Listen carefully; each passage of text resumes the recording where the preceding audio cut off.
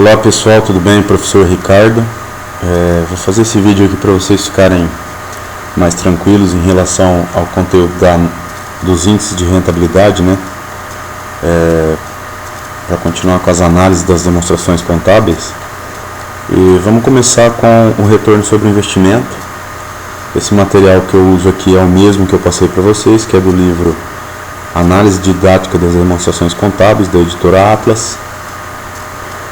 Um dos autores é o Eliseu Martins, e ele conceitua aí o retorno sobre o investimento, que é o primeiro índice que a gente vai falar, que é um dos mais usados, né? Até sem conhecer esse índice, a pessoa pensa nele quando vai investir no negócio, né? Porque ela quer saber o retorno que o investimento que ela fez está proporcionando, né? É o mesmo que eu investir numa ação na Bovespa, ou investir em um negócio, investir num mercado determinado e querer saber qual o retorno que esse investimento está me dando.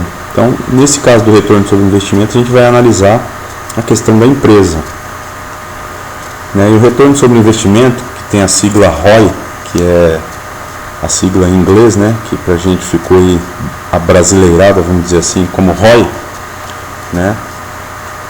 A fórmula dele é essa que se encontra aí na tela para vocês, que é o lucro operacional líquido ajustado dividido pelo investimento.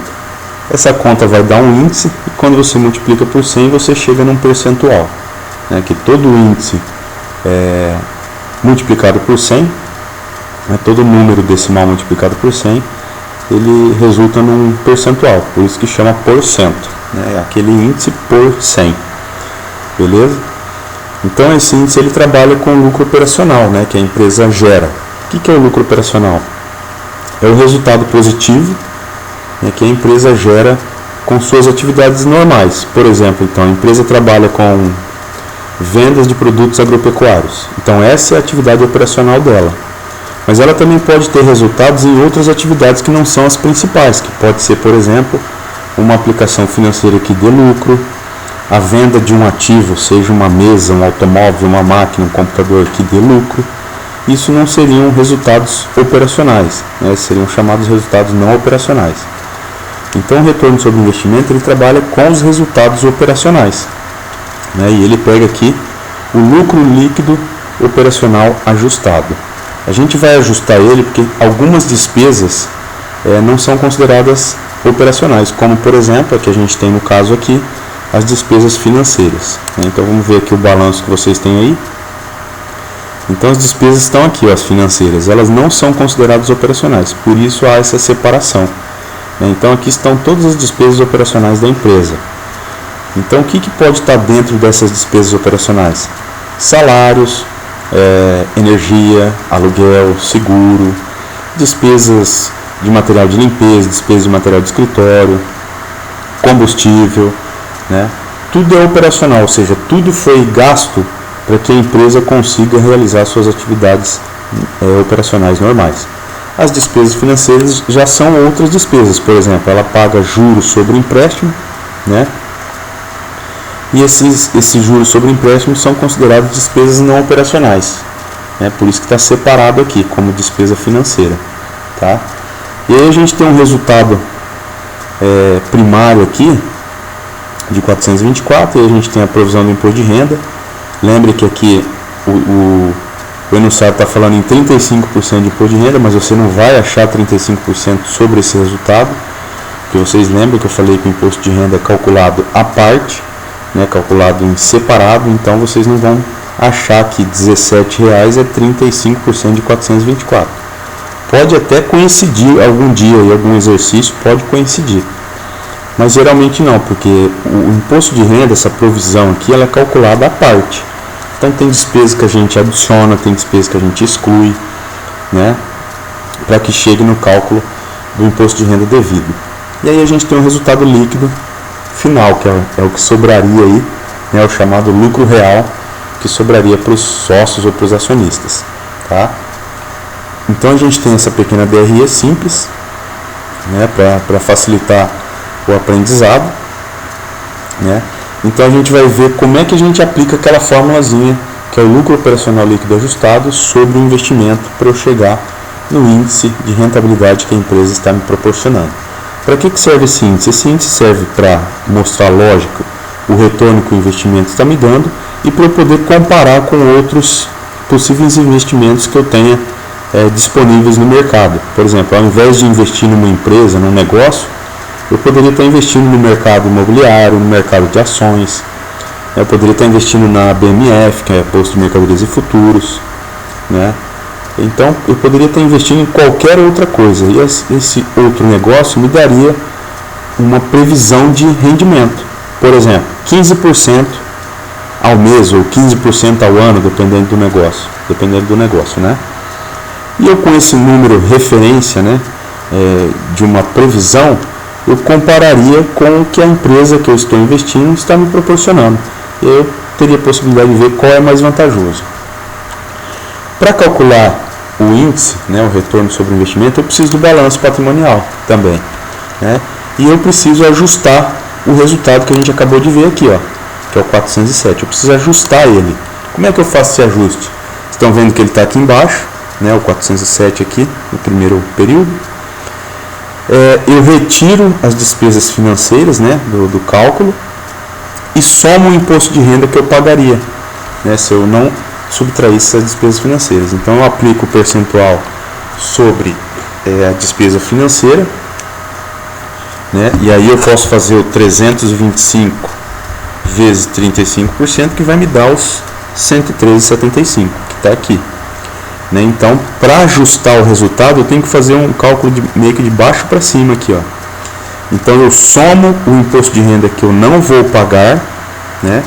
Que eu não vou pagar por causa da despesa financeira, que eu vou subtrair, e vou chegar no lucro líquido operacional ajustado. Ou seja, o lucro líquido operacional ajustado ele vai ser sempre um pouco maior do que o resultado líquido que eu tenho tirando o imposto de renda e as despesas financeiras, tá? Então, com esses dados aqui, ó, do lucro operacional ajustado, eu já consigo fazer o cálculo do retorno sobre investimento. Então, vamos fazer aqui, né, o cálculo.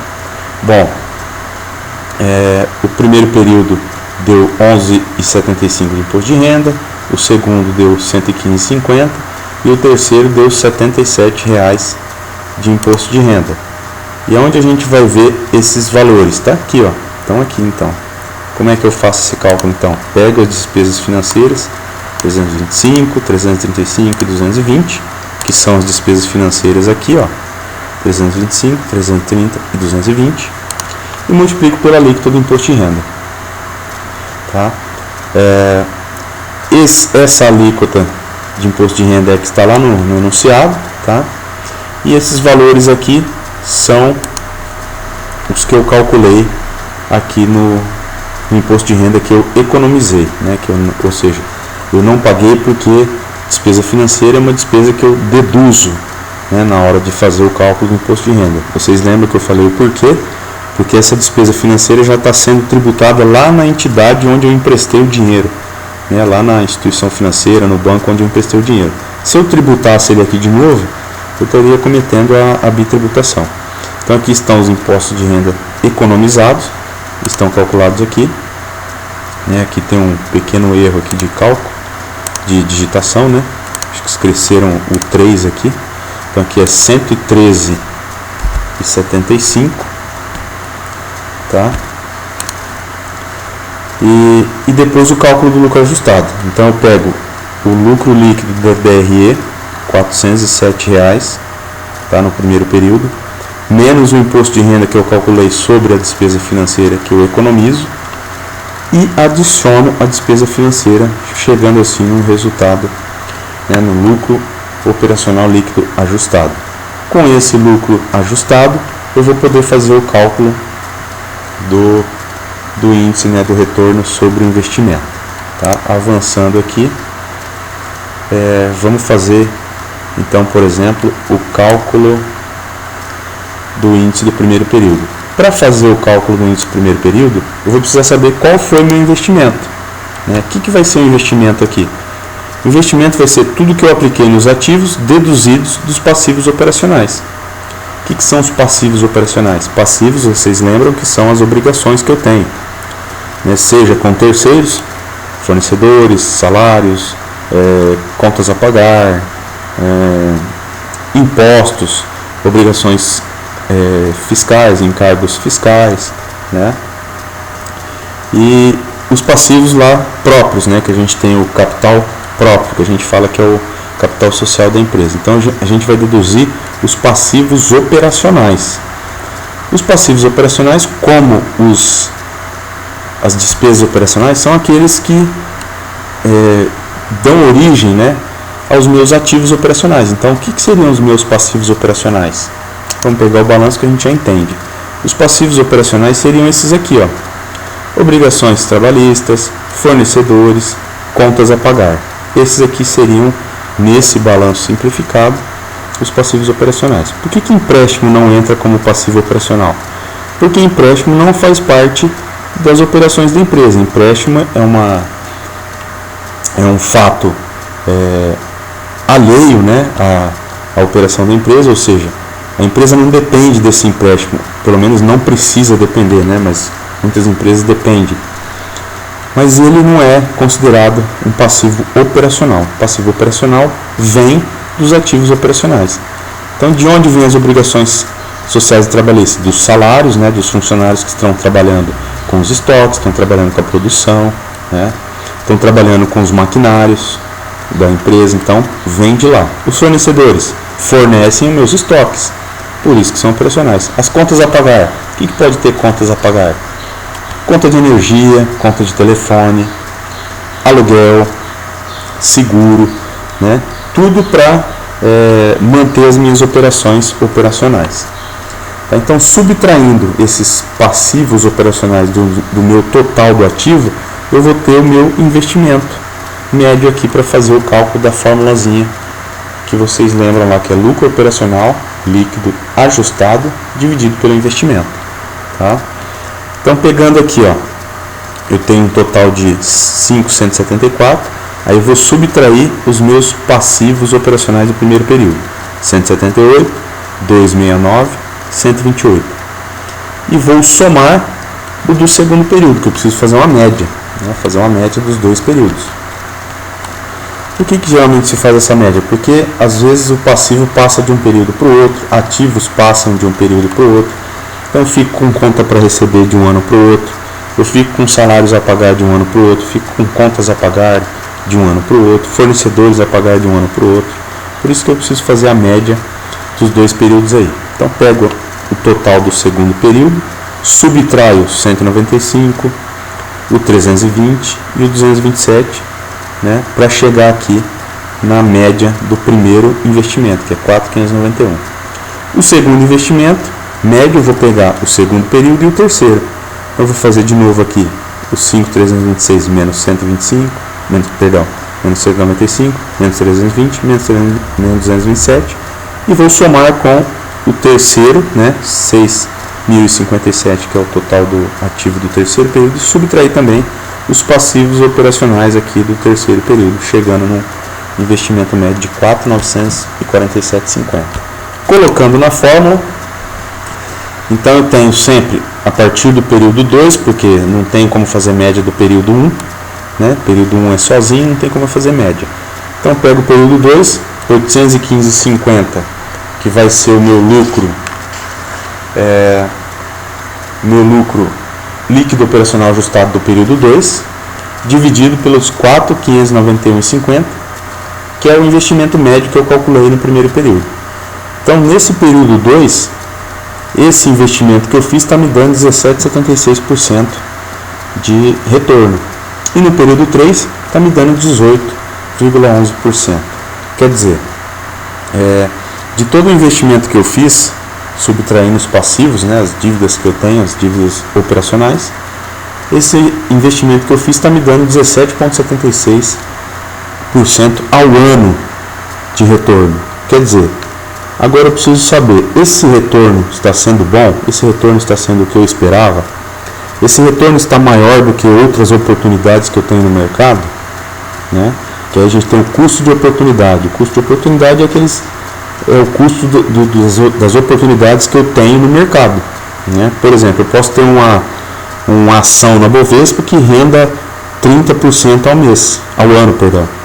Eu posso ter um investimento na Bovespa que me renda 30% ao ano. Ou seja, esse investimento que eu fiz na empresa está rendendo menos, né? E aí vai depender do meu perfil de investidor, da minha opinião, né? E de mudar de investimento, tá? Outra coisa que a gente percebe é que o retorno deu uma aumentada de um ano para o outro, né? E aí a gente precisa analisar qual foi a razão desse aumento. Se foi aumento de venda, se foi aumento de lucratividade, né? De repente a empresa aumenta a venda, mas não aumenta tanto a lucratividade, tá? E o que quer dizer isso aqui? Esses índices, como é por cento, o que dá de positivo é o que eu tive a cada R$100 investido, ou seja, cada R$100 investido no ativo, a empresa obtém um retorno anual de R$18, né? Então a cada 100, R$18, 17 no período 2 e 18 no período 3, tá? Então esse vídeo aí foi feito aí para o retorno sobre o investimento. Aí eu vou fazer outro vídeo sobre os outros índices de rentabilidade, tá ok? Até mais.